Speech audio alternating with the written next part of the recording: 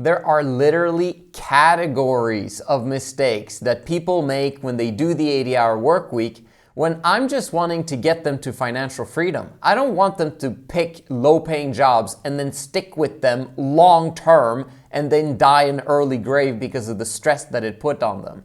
I want to make sure that they use their time very wisely so that they can shorten the span that it took for me to gain my financial freedom, which was about 9 years. If you can do it in 3 or 4 or 5, bro, my job is done. So let's talk about these 3 different categories. Number 1 is the selection process. Which type of jobs are smart to get? Number 2 is making sure that you go out there and get tons of options and not just settle with the first or second job that you find. And number 3 is making sure that we keep those jobs consistently over a long period of time without taking vacations in order for you to quit your jobs only when you have replaced them with online income.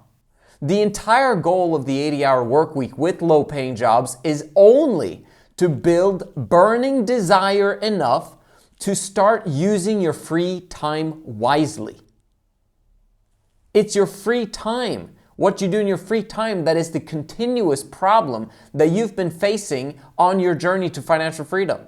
People are spending their free time unwisely, causing them to be obsessed with other things other than their financial freedom. But obsession is the only way you're going to get financial freedom, and that's why you need to obsess about that, not obsess about other things. And so we're replacing all of the crap that you do in your free time by giving you less free time so that you're spending your free time correctly and then are progressing towards where you want to go. I hope that makes sense. And so let's delve deep into number 1 category of making sure you select the right thing. First of all, we don't really care about high-paying situations because if you're picky about that, then you might not choose a job right now. Like you might postpone and then you might delay and then you're waiting around for things to happen. We don't wait around on our journey to financial freedom. We need a consistent situation as fast as humanly possible. And I found the ultimate way is to just get what you can in your local neighborhood 5 minutes away from your house so that you're not picky. If you're picking something that is close by to your house, there's not a lot of options, but there are options. There's way more options around your home than there are high-paying options. So stop with the high-paying jobs. We're not looking for that. That might be an added bonus when we have too many options, but at this point in time, in this stage of finding jobs or selecting jobs, you don't care about that. We just want to talk to everyone and figure out who's hiring and who's not. It is also very important in this category that you do not try to get a job or a self-employed business as a delivery guy or as a taxi driver with Uber or whatever other taxi company that is in your hometown. Because this will slow you down. Why? Because you're not gonna do the 80-hour work week. The vast majority of the time when I've seen delivery guys, they're trying to cut corners and they're trying to work a little bit less and they're trying to make sure they work at the exact times that it's the highest margin for profits. Bro, stop that. You don't have a boss looking over your shoulder making sure that you're actually working the 11.5 hours a day. It is utterly boring to sit on the app and wait for rides that come maybe once an hour. If you average 2 trips an hour and you're just basically sitting in your car doing nothing, and then you're interrupted when you get into a headspace of momentum when you're planning. How do I know this stuff? I drove for Uber for 3 years, 2016 to 2019. I earned a lot, I learned a lot, but it wasn't what was going to give me my financial freedom.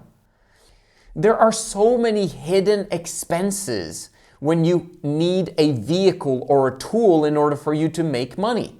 We just want to use you to make money. There's no cost other than your health. But the thing is, you're taking care of your body.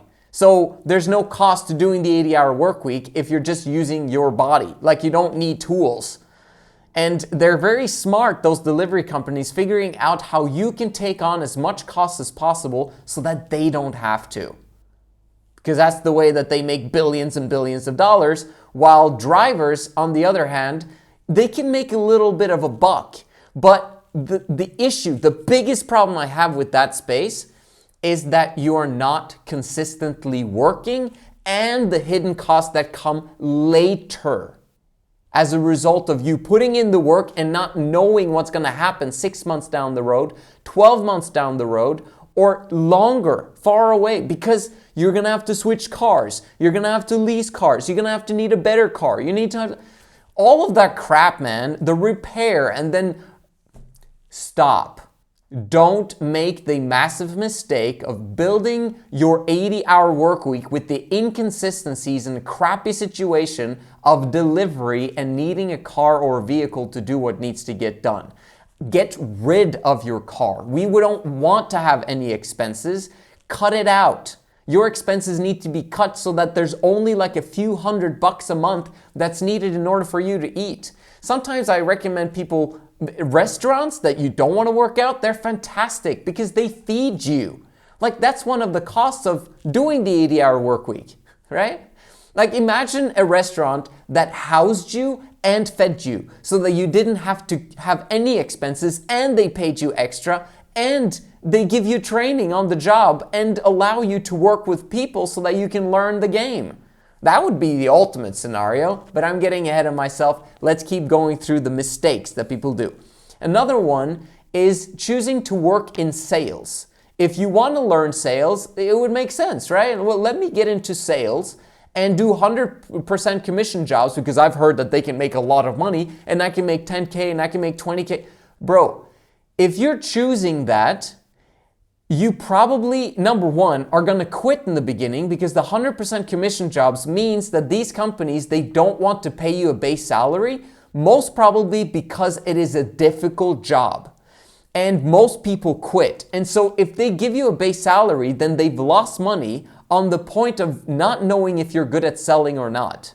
And so you're basically trying to prove yourself to that company and to yourself that you're able to sell. And yes, if you can get over that hump and actually do the 80-hour work week selling, then great. But you're kind of in the same situation as the car situation.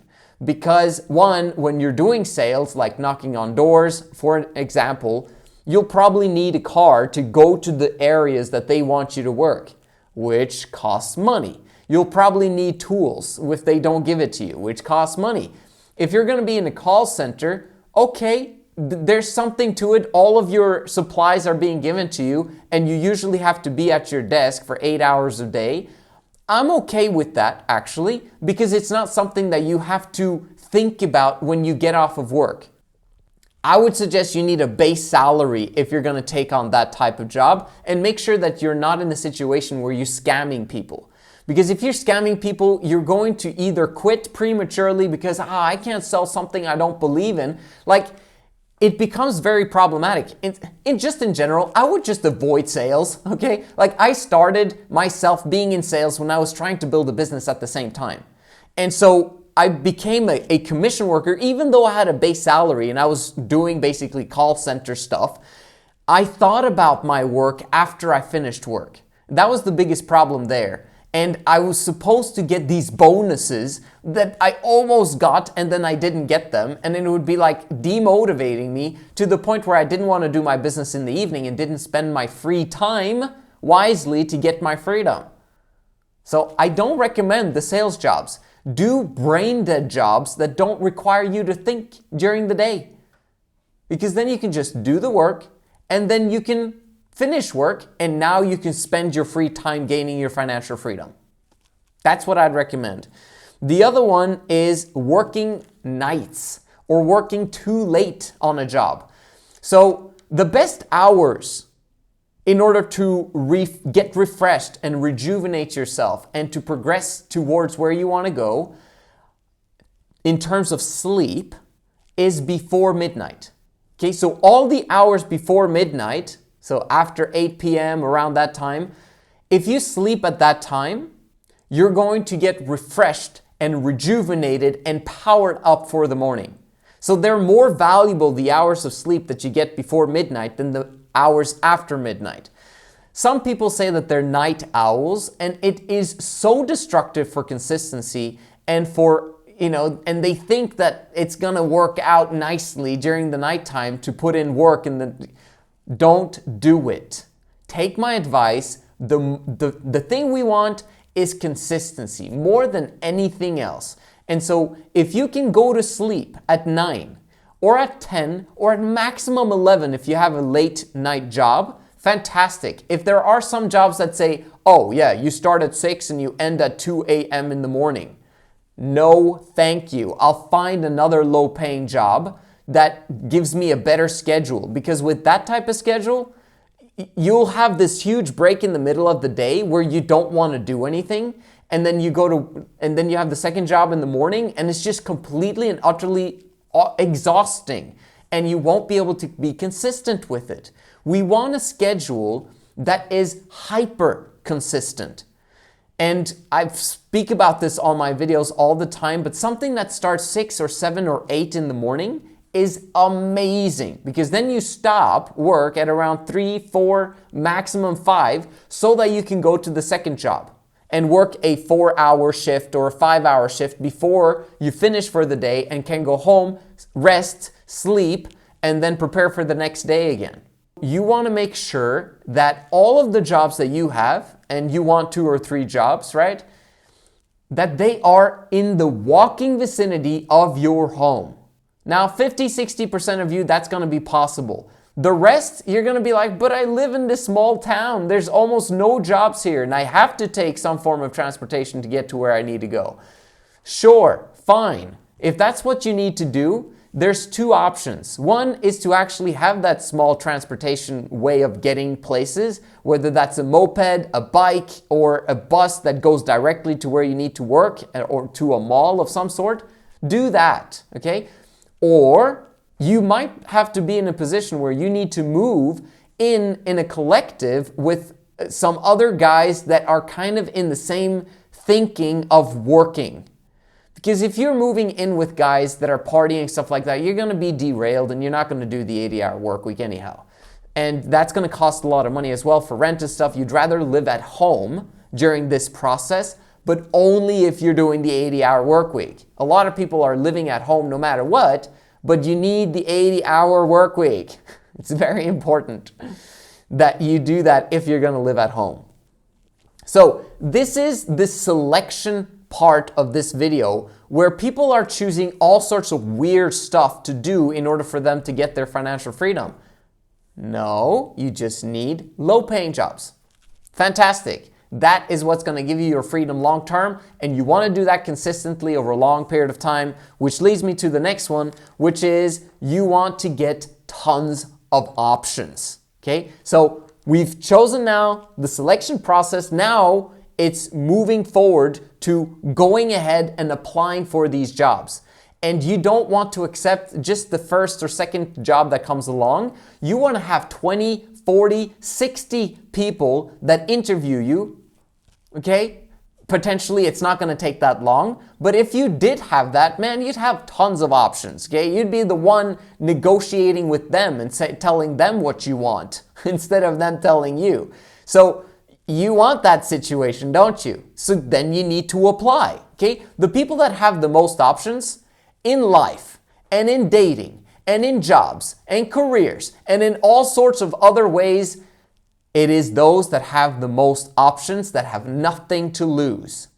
You want to put yourself in that situation. How do you go about doing that? You apply for 100 jobs every single day until you've got 3 jobs. That's what I would recommend. Hardly anyone does that, but why?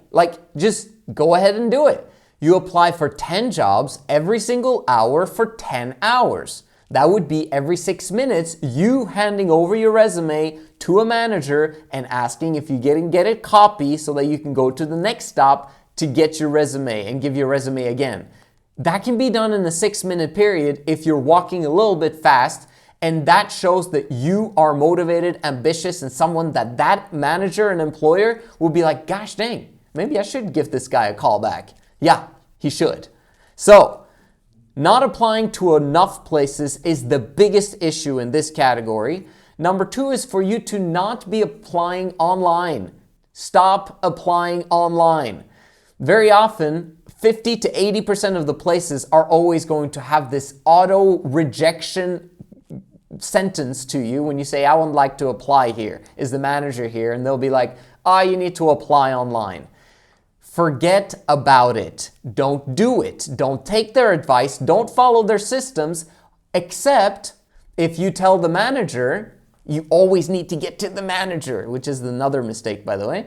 And that I've just covered that one now because the other employees don't give a rat's. The employer is the one that doesn't want to look online to find someone to work there. And so you need to talk to the manager always, 100% of the time.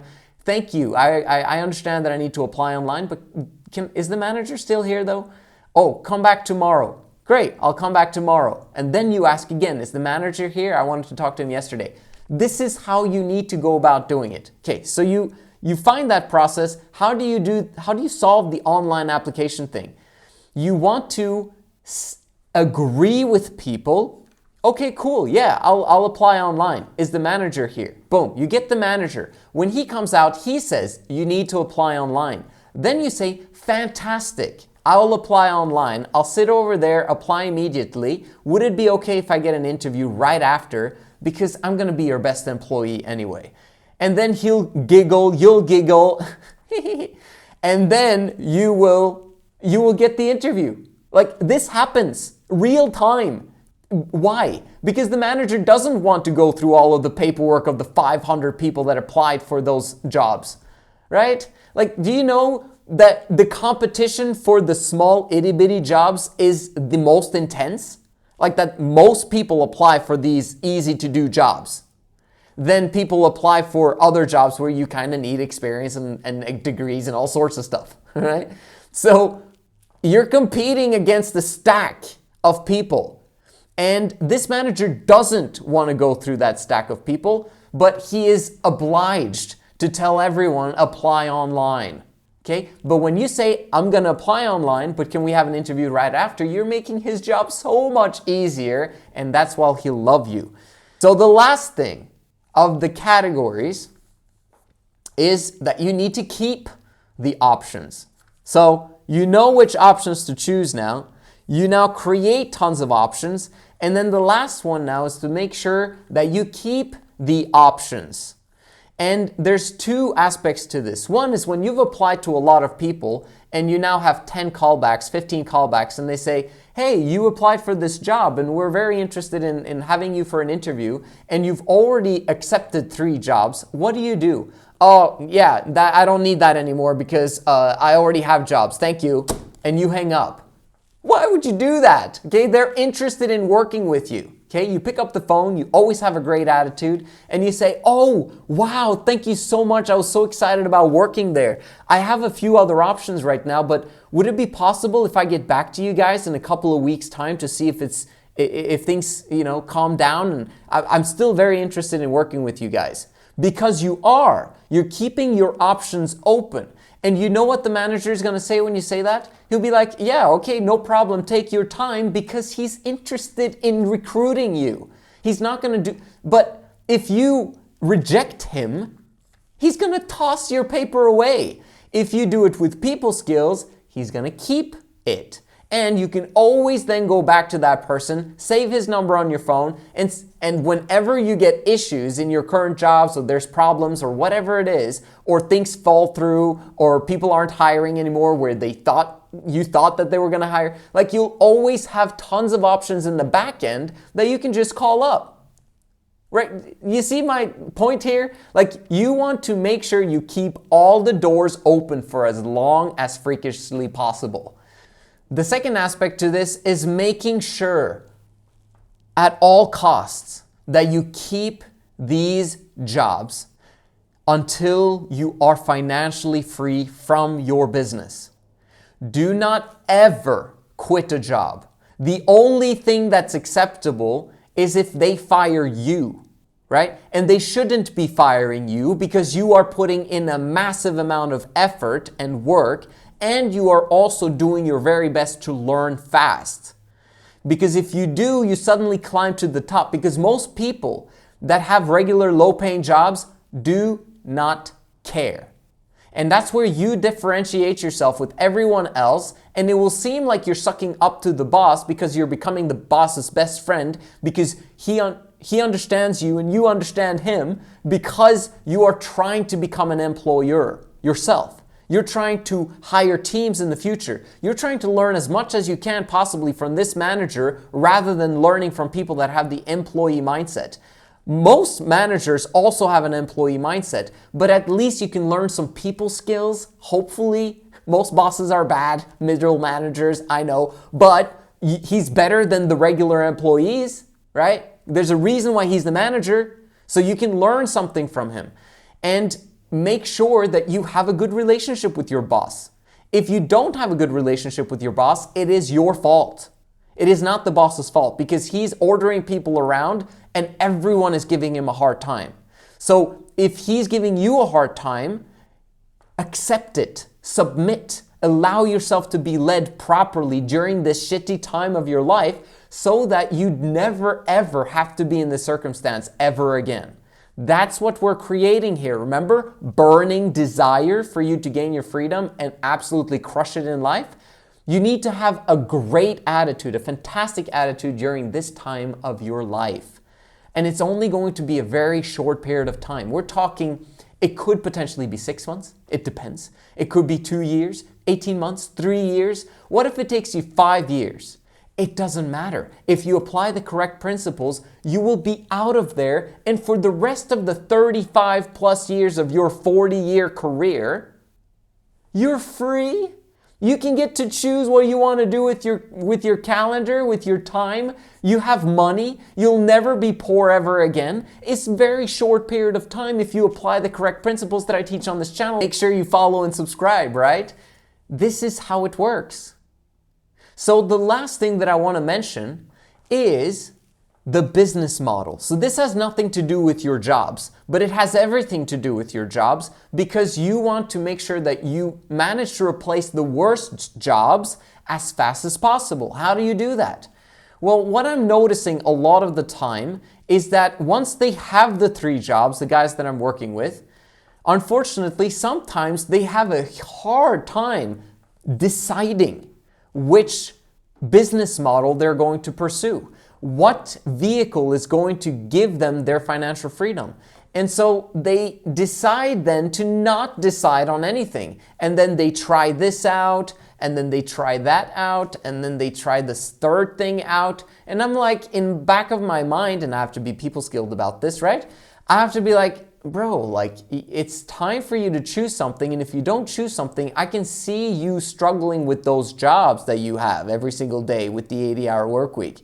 You're going to want to give up at some point in time unless you have some ray of hope that you're going to be able to quit your job with a little bit of income online. This is the problem. So, what do I recommend instead? You pick a business model. I have a skills test that's coming out in a week or 2 that you can take to find out which business industry aligns with your personal interest, your skills, and your experience level. And so if you take that skills test, then now you are in the situation where you know what you're going to do, and you're not going to give up on that business model before you start making money in it, enough money for you to quit your jobs. So now we're actually moving forward to the point of building that desire, building the faith and the hope that you're actually going to be able to quit those jobs. This is fantastic. So now we're talking business, because the worst job's going to go, and then you have more time for your business, and then the next job's going to go, more time for more business, which means more money. Eventually you'll be able to quit that last final job and be free for the rest of your life, man. You have no idea how fired up I was when I quit my job in October 2016. I was driving as a metro driver in Oslo, Norway, And I had come to a point in time where I was done with my job. I didn't want to work for any female ever again. Neither did I want to work for a male boss. And it was over. It was done. I was 30 and a half years old. You can actually achieve this way sooner and way faster than what I did, because I didn't understand the principles that I understand now. And since you have access to this YouTube channel and to an online community of OnTrack, and also potentially me as a coach, if you want to, you can find out if it's cool to work with me. There's a book your session free down below. Let's explore it. You can get your freedom way faster than what I ever did. And I'm excited for you to do that, because that's what I'm passionate about more than anything else, of people not going through the same pain that I did. Let's get started, man. You're awesome. I'll see you guys on the inside.